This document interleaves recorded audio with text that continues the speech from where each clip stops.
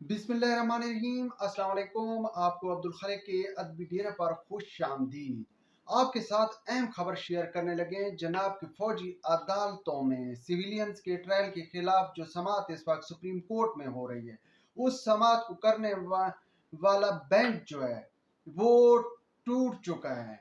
और ये बेंच के साथ दूसरी बार हो रहा है। इससे पहले भी बेंच से दो जजेस साहबान जो हैं वो जो समाअत है वो छोड़कर चले गए थे।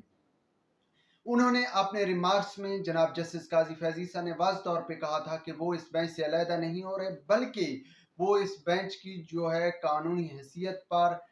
इतराज़ उठा रहे हैं। वो इस बेंच या अदालत को मानते नहीं है, चूंकि जो supreme court procedure and practice bill के हवाले से जो मामला लटका हुआ है अभी तक उस पर फैसला नहीं हो पा रहा, तो इसलिए जनाब चीफ जस्टिस साहब जो हैं वो कोई बेंच तश्कील नहीं दे सकते, तो इसलिए वो इस बेंच या अदालत को मानते ही नहीं। वो जनाब इस तरह उनके फैसले की या उनके रिमार्क्स की जो जस्टिस तारिक मसूद साहब ने तईद की थी। जनाब ये दो जस्टिस साहबान जो है अलहदा हो गए थे, फिर 7 रुकनी बेंच जो है फौरी तौर पर चीफ जस्टिस की सरबराही में तश्कील दे दिया गया था और उस पर एक दिन समाअत हुई। फिर समाअत के तहत आज यानी कि बरोज सोमवार 26 जून को दोबारा इस पर समाअत थी। तो जनाब जिस वक्त ये समाअत शुरू हुई तो सुप्रीम कोर्ट में फिर जो है वो जस्टिस मंसूर अली शाह इस बेंच से अलहदा हो गए और ये अलहदा इस सूरत में हुए क्योंकि गवर्नमेंट की तरफ से जनाब जस्टिस मंसूर अली शाह पर इतराज उठाया गया था, जिसके बाद वो बेंच से अलहदा हो गए। अब जनाब इतराज इसलिए उठाया गया था गवर्नमेंट की तरफ से कि ये जो हैं जस्टिस मंसूर अली शाह ये दरख्वास्त गुजार के वकील हैं, दरख्वास्त गुजार के रिलेटिव हैं, तो इसलिए वो इस मुकदमे की समाअत में जो है उन गवर्नमेंट की तरफ से इतराज उठाया गया था, तो वो जनाब अपने आप को उन्होंने बेंच से अलहदा कर लिया। अब बेंच से अलहदा होने के बाद यही होना है कि बेंच फिर टूट गए और जनाब जिस वक्त ये समाअत हो रही थी यानी कि बेंच से उन्होंने अपने आप को अलहदा किया, तो उस वक्त अटॉर्नी जनरल ऑफ पाकिस्तान और चीफ जस्टिस ऑफ पाकिस्तान के दरमियान जो है वो कुछ जुमलों का तबादला हुआ, जिसमें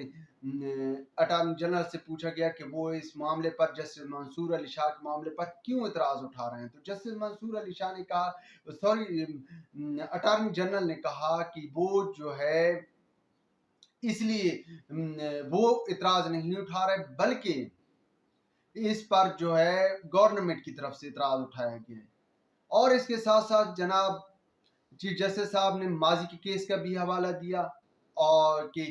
पहले भी गवर्नमेंट ने जो है वो मामला लटकाया इलेक्शन के हवाले से, 2-3-3-4 का मामला था, उस पर अदालत ने दरगुजर किया। हालांकि अदालत जो है उस फैसले के जो है ना गवर्नमेंट ने जैसे उस फैसले को कबूल नहीं किया, उस पर अमल दरामद नहीं करवाया, तो अदालत उस पर रिएक्शन ले सकती थी, लेकिन अदालत ने नहीं लिया। अब इसी तरह इस मामले पर भी जो है वो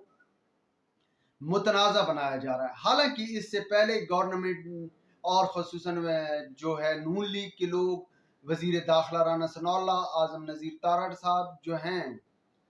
सॉरी अतौला तारड़ साहब जो हैं वो इस मामले को ऑलरेडी जो है कह चुके हैं कि जनाब जिस वक्त जस्टिस काजी फैजीसा साहब ने इस बेंच पर ही सवाल उठा दिए, इस जो है बेंच की तश्कील पर भी सवाल उठा दिए, तो इसके बाद ये जो है बेंच मुतनाज़ा हो चुका है। तो गवर्नमेंट तो पहले ही मुतनाज़ा कह चुकी है, जबकि अब जनाब justice chief justice of Pakistan कह रहे हैं कि वो इस मामले को मुतनाज़ा बना रहे हैं। बहरहाल जो भी होगा फैसला आएगा। अभी तो चूंकि बेंच जो है टूट चुका है और अभी तक इतला ये है कि बेंच नया बेंच बनेगा, फिर उसमें कौन जो है जस्टिस और कौन सा जस्टिस शामिल किया जाता है, फिर क्या मामला चलता है, ये तो आने वाला वक्त ही तय किया करेगा, या कोई और जस्टिस जो है विड्रॉ करेगा, 5 जस्टिस साहबान पर 5 जजेस पर मुश्तमिल बेंच तश्कील दिया जाता है, ये तो अभी तय नहीं पाया। ना ही सुप्रीम कोर्ट की तरफ से कोई ऐसा या चीफ जस्टिस की तरफ से अभी तक कोई ऐसे रिमार्क्स या स्टेटमेंट नहीं आई है। लेकिन इस बार यही लग रहा है कि चूंकि ये पहली बार ऐसा हुआ है कि हुकूमत जो है शहबाज गवर्नमेंट और खसूसन Pakistan bar council election commission के या इलेक्शन के मामले पर बारहा इस्तदा कर चुकी थी और गवर्नमेंट जो है वो